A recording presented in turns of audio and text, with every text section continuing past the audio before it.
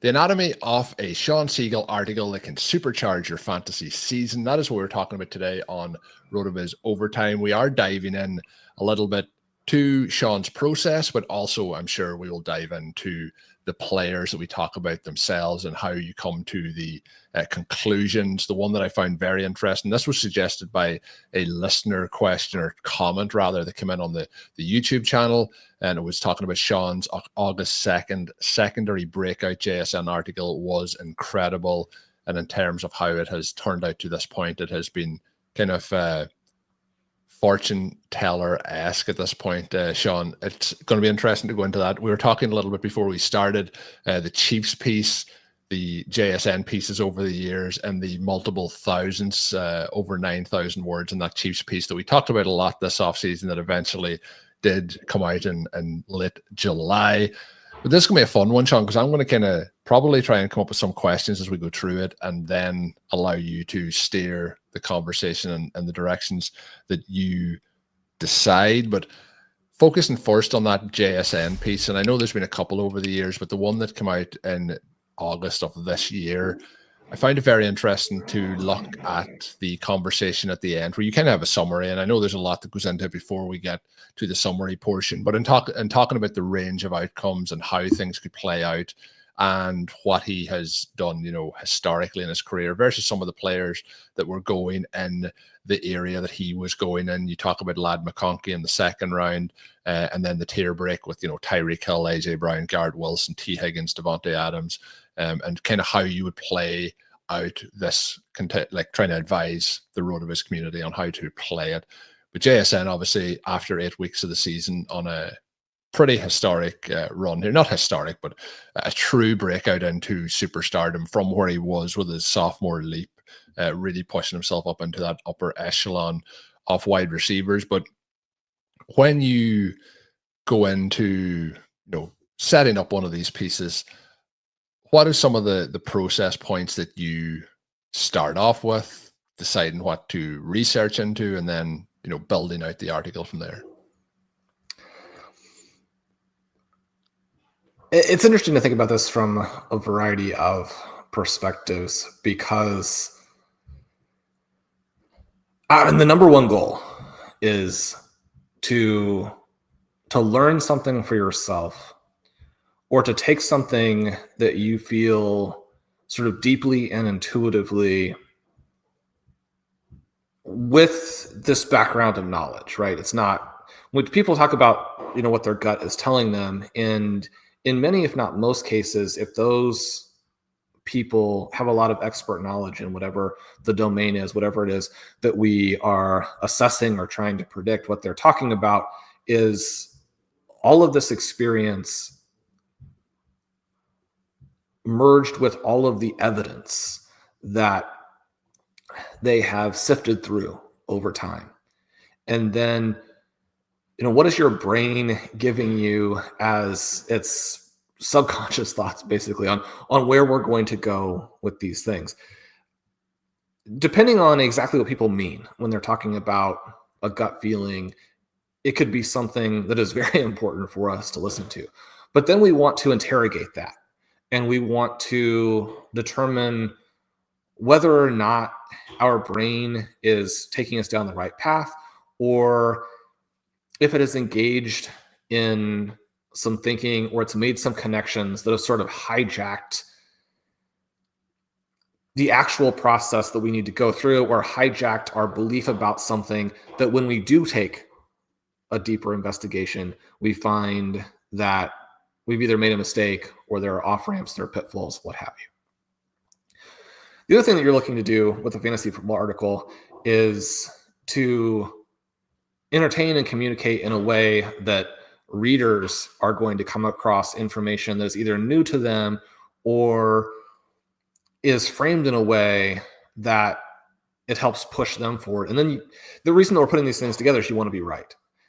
And I think that even though you want to be right, you have to approach it from a process perspective as opposed to anything else. The process is all that you have when you're looking forward and don't know yet what the outcomes are. And so that's why so much of what we do is based on trying to understand the range of outcomes and trying to embed as much upside into rosters that is not reflected in price, and to take some risks that when you combine those risks, you're likely to come out ahead. And that kind of fits with the show that we just recorded and this idea of how are we structuring our redraft teams, how are we structuring our dynasty teams in a way to accomplish that. And hopefully that conversation can be, I don't know if sophisticated is the right term, because we don't want to sort of skew language in a way that makes us look good and other people look bad, but that hopefully does things that a more, again, superficial isn't probably the right word because of connotations and just actual like straightforward definitions. But this idea of like zero RB, hero RB, did this work? Is that working? What was best for this year? Well, you don't know what's going to be best when you enter necessarily. What you know is what historically works. And then the individual players who are going to be available at specific spots. And how can we stack enough of them? You're not going to always be right. But being able to inject some Jaxon Smith-Njigba level players into your roster, I mean, I'm tempted to say at good prices, but certainly at basically any price, JSN is going to be the guy that you would want. But if you're getting that player in round 3, if you're getting a Jonathan Taylor at the 2-3 turn, I mean, those are the moves that are going to get you across. And so we want to be working through a process that allows us to find them. And that process needs to be based on evidence, but it's evidence from a variety of perspectives. And Colm, what I've tried to do with these pieces is to ask myself all of the questions that readers might have, and to also evaluate the counter arguments and try and, it's not something about winning a debate in an article, because the debate is going to ultimately play out in points, in scoring during the season. You don't have to defeat the other people who are making other arguments in the preseason, in part because you would like as many people as possible to sort of disagree with you and keep the price right. Your approach is based on trying to come to the right answer for yourself, and then obviously in this case for subscribers. But that means to me that we want to understand the player as deeply as possible. And thankfully at RotoViz, we've developed a variety of lenses, but we also have all of this great past research that we can rely on. So many wonderful writers have come through during the years. And currently Blair Andrews has done and is doing so much great research. I referenced some of his in this. But Colm, I'm trying to help us understand the talent of a player, which is something that is controversial and something, again, that we discussed some in the last show.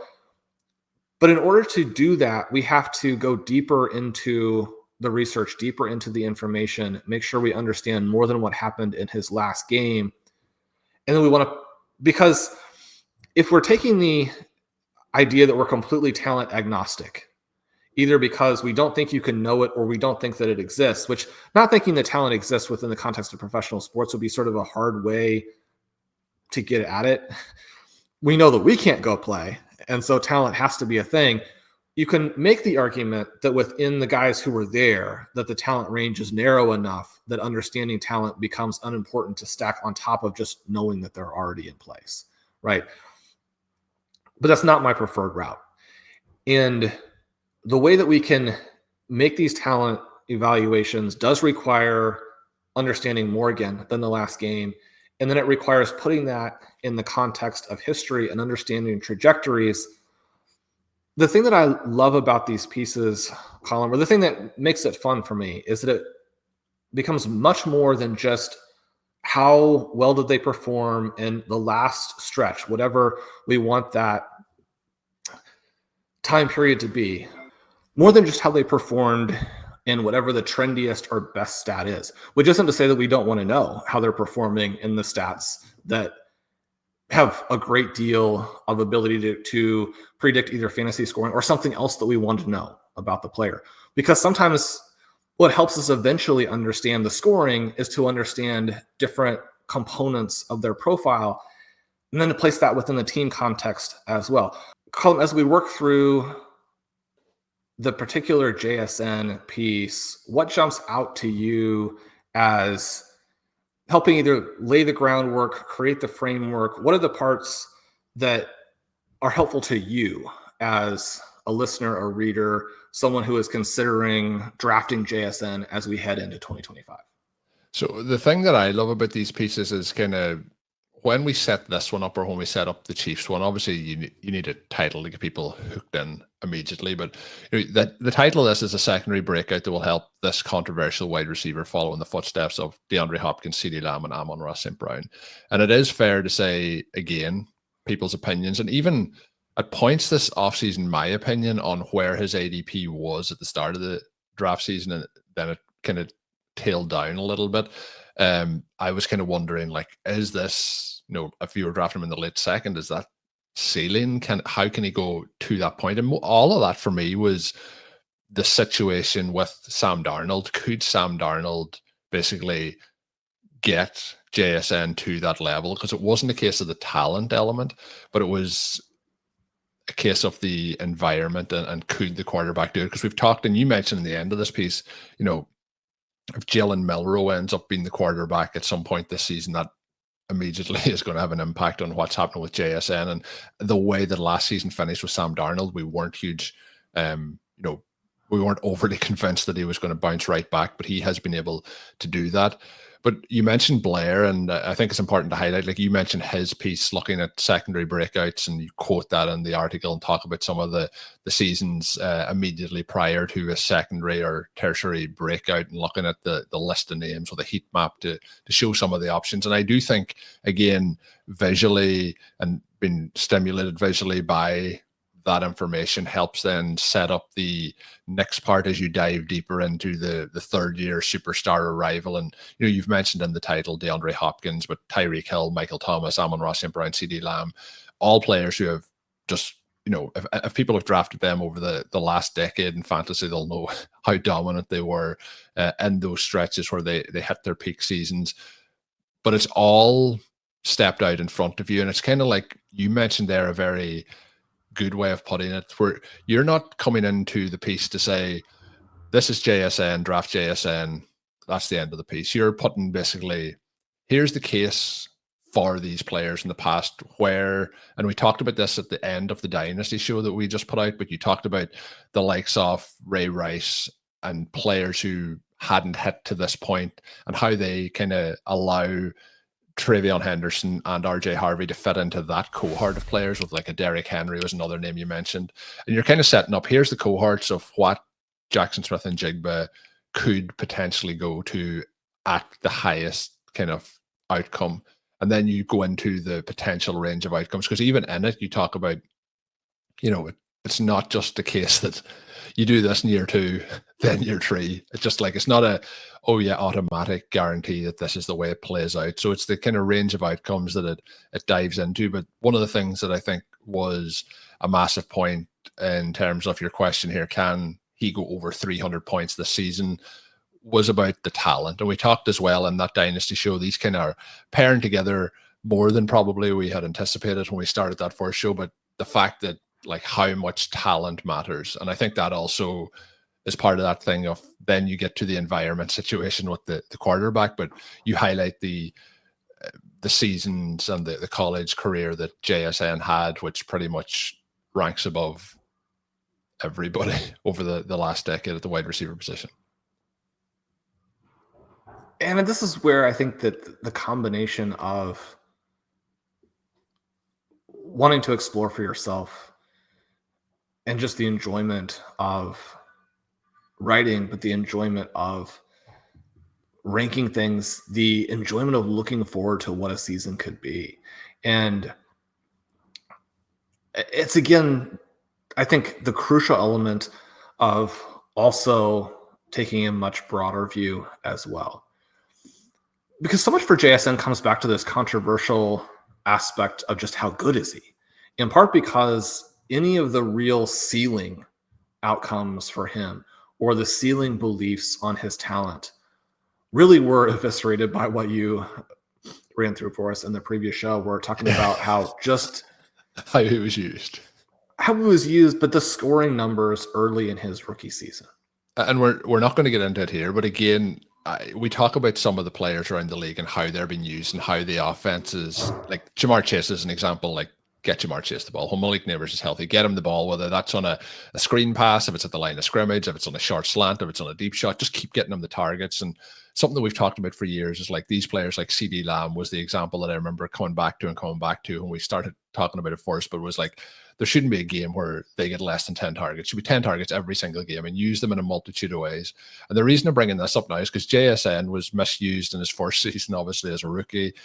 But, you know, when we talk in the last show about the patience, and that's, I don't want to go off topic in this, but Marvin Harrison is somebody who we talked about in that, who we thought he may be the 6th best player out of the top tier of players last year in Dynasty Leagues when we looked at Superflex.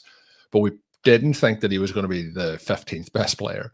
And again, when we look at players like a Trey McBride and how he's been used in the last couple of weeks, now we're recording this ahead of week 8. So we'll see what happens with Kyler Murray and so on. But like you get a change of quarterback to Jacoby Brissett, who's like not one of the best quarterbacks in the league, but then like a Trey McBride steps out and shines. But there's also the part of these offenses with play callers and how they use these players. And I think like that's again to have the patience maybe with a Marvin Harrison. But back to JSN, like his rookie season, he wasn't used appropriately. And he also had DK Metcalf and Tyler Lockett in front of him. And then when we look at some of the, you know, could he arrive early as a rookie? Well, he didn't arrive early. He didn't like come out like Emeka Egbuka has this year, for example. He didn't just come out and light the world on fire. So I do think that his second season success, and then could he have the success this year, was very much painted with that rookie season brush in terms of what a lot of people thought that JSN could be, that he was basically somebody who could only get targets at the line of scrimmage, and maybe he would fit into a Sean Payton offense. So Colm, that takes us back to this idea of layering in the history, layering in different means of evaluating players and trying to get to that talent component. One of the things that people are talking about again now, because it's easy to say now that we've seen this extraordinary play at the NFL level, but is what he was in college, where he has a season that gaps up dramatically from what Ohio State was getting from Garrett Wilson and Chris Olave. And not just that, but you have so many anecdotes, so many different people coming out and saying, including just all the players themselves, talking about how when they're all there together, that Jaxon Smith-Njigba was clearly the guy, that he was the one who was essentially the golden child. And the golden child from the perspective of walking out there, the aura, the light sort of shining from his being, just larger than life within this environment where you also have Wilson, Olave, you have a young Marvin Harrison, and you look at the numbers, you watch the film from the Utah Bowl game where he goes over 300 yards when those guys do sit out. The idea that you can do those things at the age that he did and then test as athletic, and that you would be pretty limited at the NFL level doesn't really track.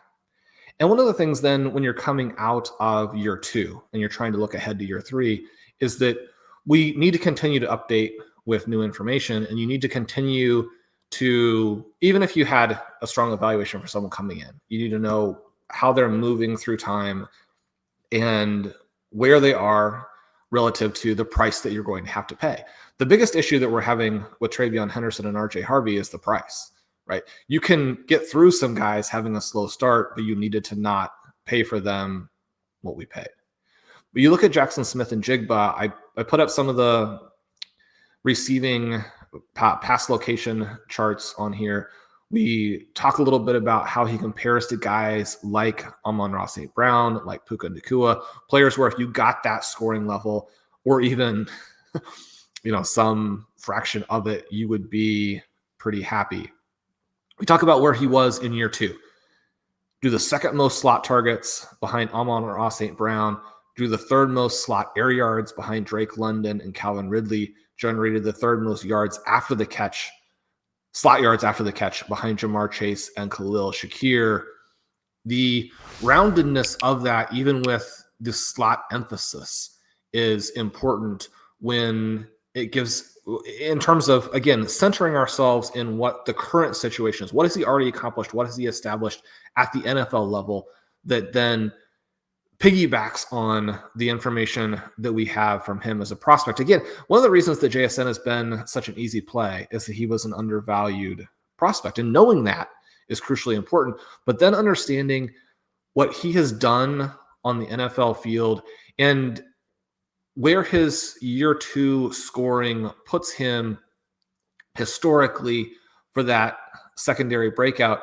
And Colm, that secondary breakout in so many ways is the key piece, and is the part that I think is exploitable now in fantasy football in a way that it wasn't before, where when I say it wasn't before, there were some windows where it was a little bit less exploitable. It's always true that if you're willing to take a little bit of a leap of faith and say someone that you have the right, or say right, you have a high talent evaluation on, can take the next step, as players in the past have continuously done.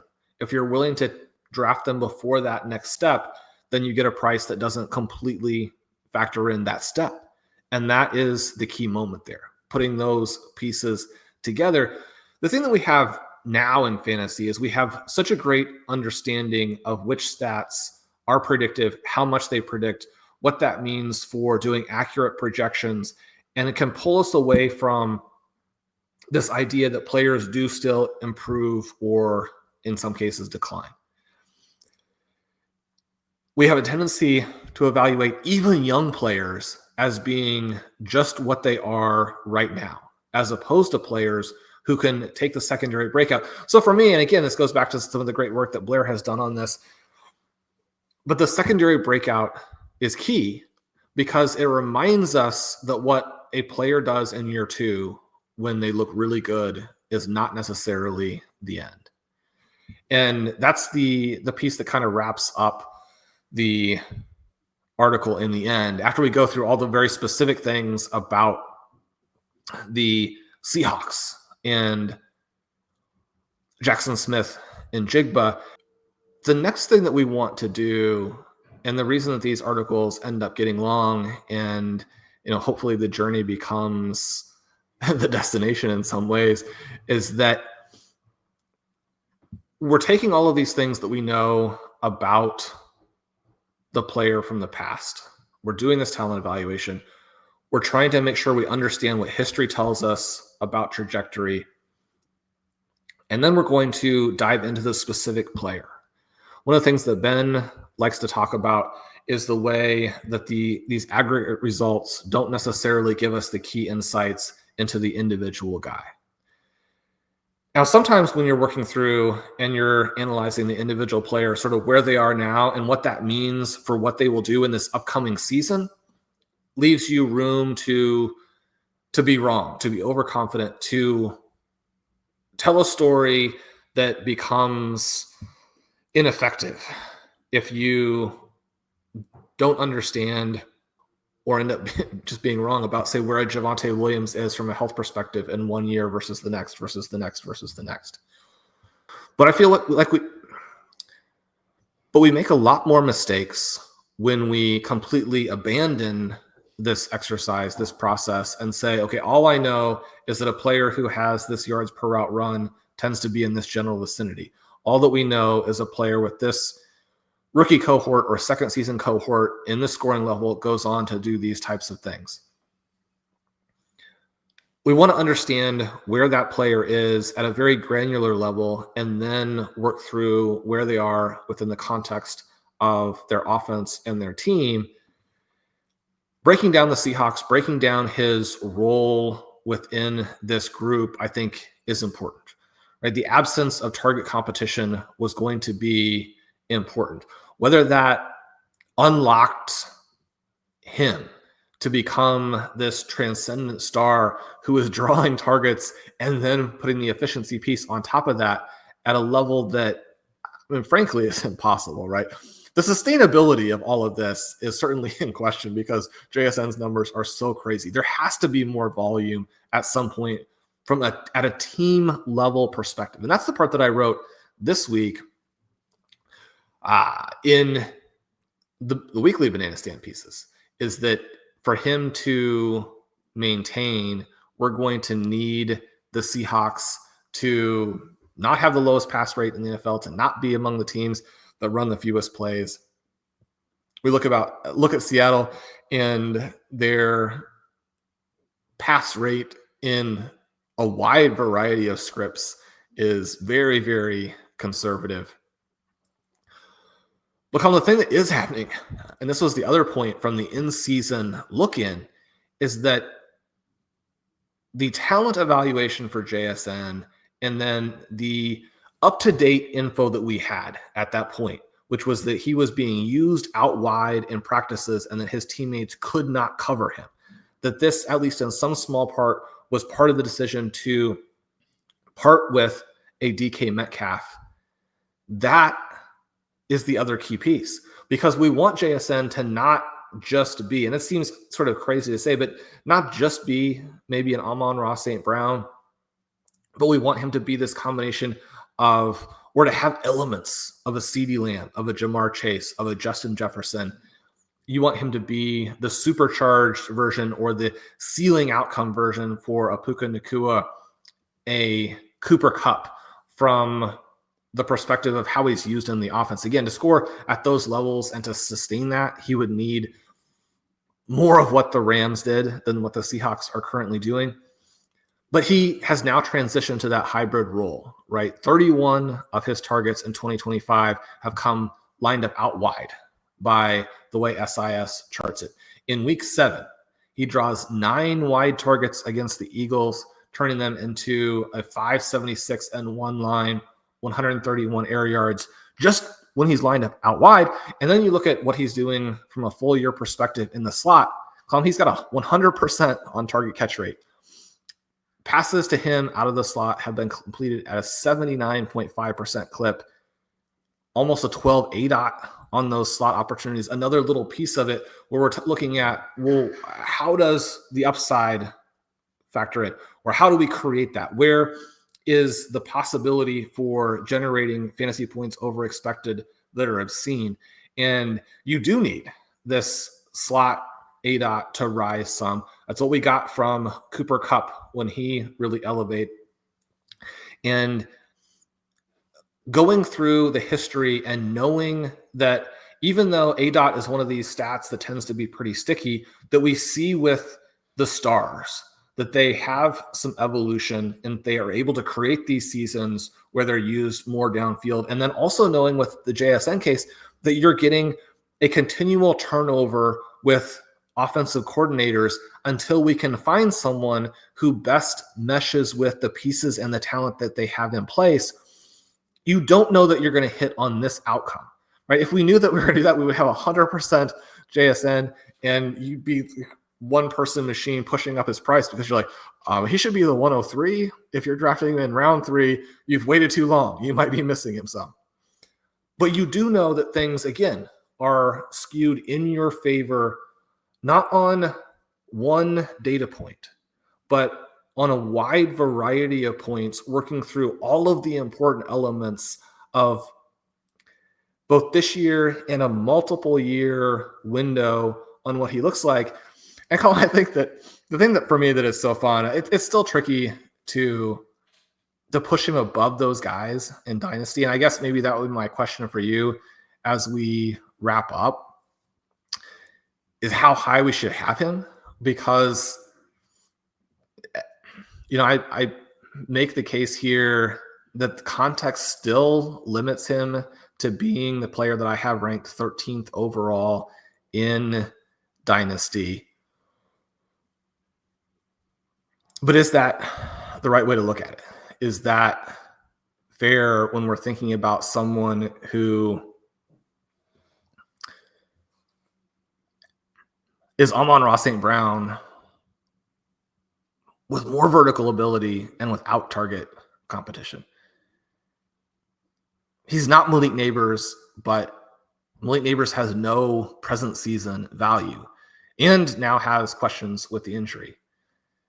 You have Justin Jefferson, and the piece goes into Justin Jefferson and works through this Jordan Addison piece. And the Addison piece, I think, Colm, is interesting because the parallel there for him and how we break down his profile and the range of outcomes there, so many similarities. He's obviously stepped on by Justin Jefferson in a way that JSN is not, but it works the opposite direction for Justin Jefferson, where his ceiling is now stepped on by having Jordan Addison, who probably is a top 10 NFL wide receiver in there with him.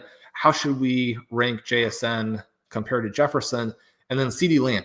With CeeDee Lamb, you have probably a similar talent because you have more of a wingspan with Lamb.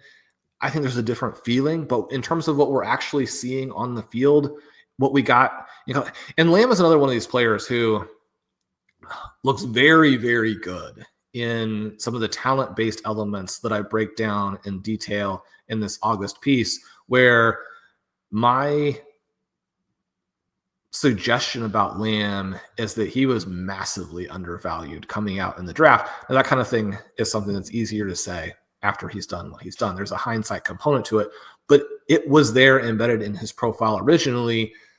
I strongly believe. You look at those guys, they're all several years older than JSN, which we know matters both from the perspective of just how many years you can realistically play them on your own team and what it means a couple of years from now when they're all several years older than they currently are. Yeah. And you're trying to trade them.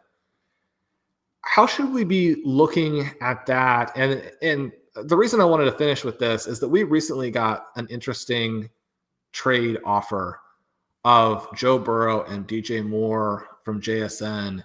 And I had made the case to you that even with the injury, even with not having the present season value,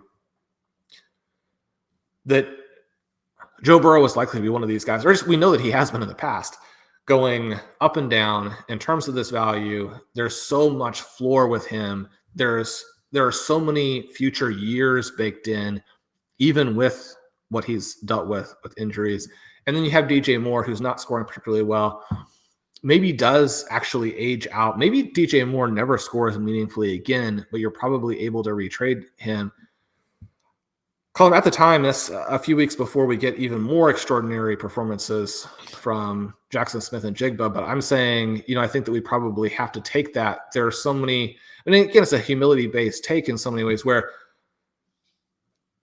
there are more outs with having both Burrow and DJ Moore than having this little receiver playing for a team that doesn't want to throw it, who's on this massive hot streak. And you said to me, we need to have Jaxon Smith-Njigba. I want JSN. And I think that that's proven to be correct, even in a short period of time. Where are you on him now? How should we be looking at JSN going forward? It's hard because you mentioned I wanted to keep him. I don't want to get into double counting where I had him. I think that trade was about 3 weeks ago. So even if we say it was prior to the Tampa Bay game, which he had 132 yards and a touchdown, and then he has 162 and a touchdown, and then he has 123 and a touchdown. He's obviously has had a real, and you used the phrase hot streak. Maybe it is a hot streak. Maybe again, we talked about Sam Darnold. Maybe Sam Darnold, does fade as the season goes on. But I would rather always have the resources in the wide receiver position versus the QB position. And I understand as well, we could look at, a Malik Neighbors situation. We definitely don't want to see that happening where JSN gets hurt.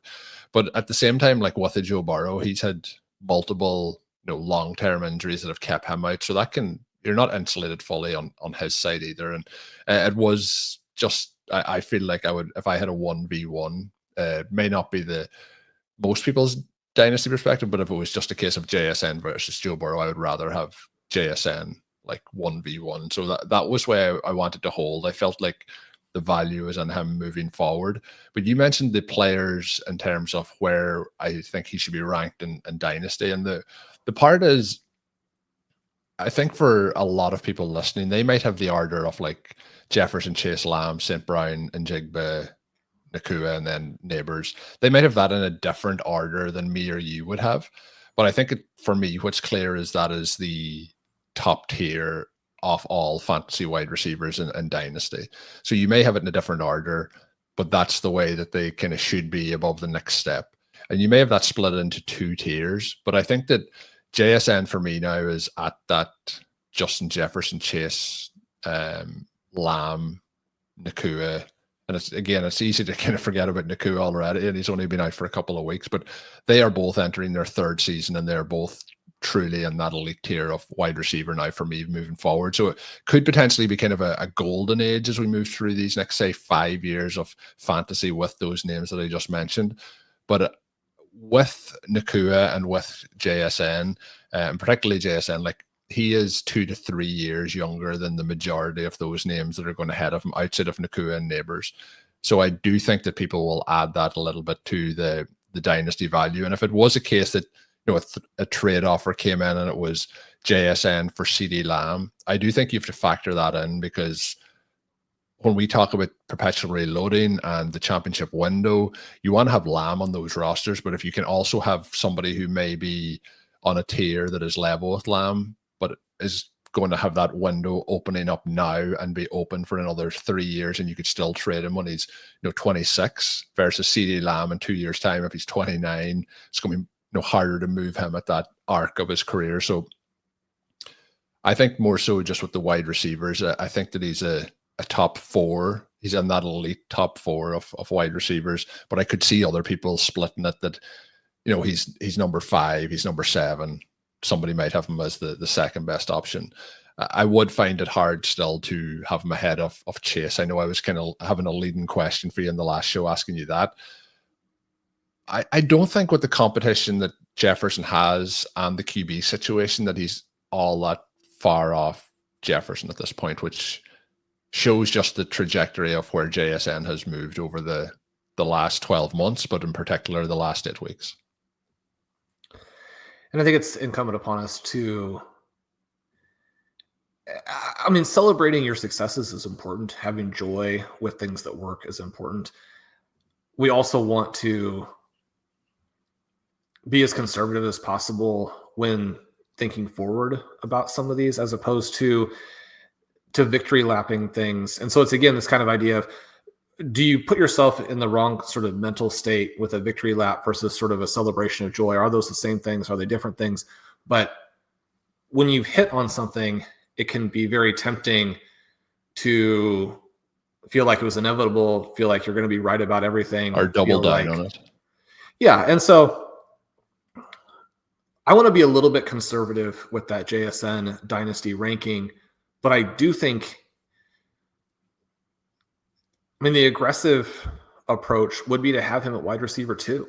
And again, Chase is going to be above him. I think that Nakua probably should be above him. You do have this interesting contrast with the two of them going forward, where Nakua's the only one that you would say has a stable QB moving forward is Chase. Like, if we look at all these Lamb and Dak, and you probably have Amon-Ra St. Brown and Goff, but Nakua with Stafford and what happens moving forward there, Darnold with JSN, the situation with the Vikings. Like, again, we're back to the Jackson Dart super fans, of which I didn't mention include Neighbors. ourselves. You notice, Shawn, I didn't mention Neighbors in that part. Okay. He's okay. Yeah, Nakua, you have these extreme broken tackle numbers. You have the yards after the catch element. It's one of the things that makes him great. It also, how does he hold up? I think, because JSN can do similar things from a production perspective with this surreal intermediate and downfield route running, to where you can hit the sidelines, you're out of bounds, no one is tackling you. It's always better to not be hit than to be hit at the NFL level, if you can accomplish the same things without taking all of those brutal blows. We can be, again, overconfident in terms of assessing injury risk as well, but that may be an advantage that JSN has over some of these other names as we look forward. Yeah, and I think that's where we'll kind of finish this one up. I think it's been a real fun exercise, both to hear some of Shawn's process and how he goes into these pieces and how they come together, but also to talk through, JSN, the season, the elements. And you can, like, when you're listening to this show, obviously you've listened to this point, but you can kind of use those pieces when you're evaluating player situations next season. Because I think there was a lot of moving parts with the JSN process as well, with the coordinator. It does again show how important, coaching environment and the coordinator setup are for, we kind of joked about the rookie season, but getting the best out of these players and putting them in positions to succeed. I do think, Shawn, my 2025 like phrase that I'm going to start having to like put coins into some sort of a jar is when I'm talking about like quarterbacks or coaches, giving players a chance, putting them in a position to succeed. It keeps coming up again and again, but yeah, really fun conversation. Hopefully people have enjoyed listening in, and we will be hopefully back with our, at that point, NFL Week 9 review, I believe it will be, because I'll be back from Portugal at that point, and it may come out on the Tuesday rather than the Monday. I'm traveling on the Monday, so to catch up on everything, but hopefully people have enjoyed these 2 shows this week. If you didn't hear the show earlier this week, we talked through Shawn's latest dynasty piece and some of our thoughts on patience with building those dynasty rosters out. So check that one out if you haven't done so already. You can sign up over at RotoViz with the code RBRadio2025 to get yourself a 10% discount off a RotoViz NFL pass and get yourself access to all of the content up there and also the tools available on the site. Good luck this week. Hopefully you get another win for your rosters. And until we are back, have a good one.